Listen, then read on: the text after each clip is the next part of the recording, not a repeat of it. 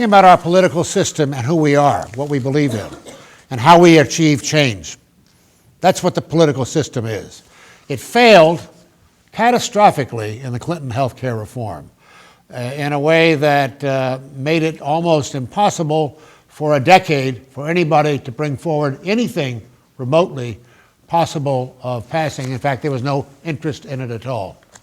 When Dave Broder and I, who's from Chicago, as you probably know, started the book, the idea was, in my megalomania, I wanted to write a series of books on the working of the American political system, how it really works, not the way reporters write about it, what it's like to be inside a governor's office and all the pressure with the lobbyists and the legislators, what it's like to be in a mayor's office and out in the communities in the wards and it really works or doesn't work, what it's like to be in Washington, where we've covered for God knows how many years, and all that. And we actually signed a contract and we were going to do 3 books.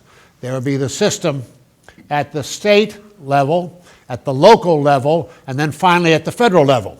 We actually took the money on it too, and suddenly decided that after looking at it, we'd never live to finish the project, and we'd probably never speak to each other again when we did. So we then began searching around for a way to try to tell the story of the system on an issue that affects every American and has great moment. Bill Clinton had just been elected president, and he was making health care reform the central domestic reform of his administration.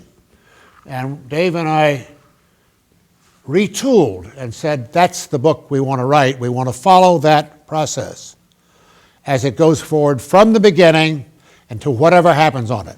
The prospects for health care reform then, and I want to bring it up to now, was the best in decades.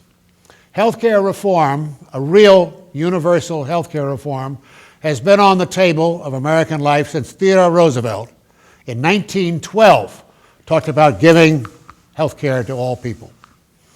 Woodrow Wilson talked about it also.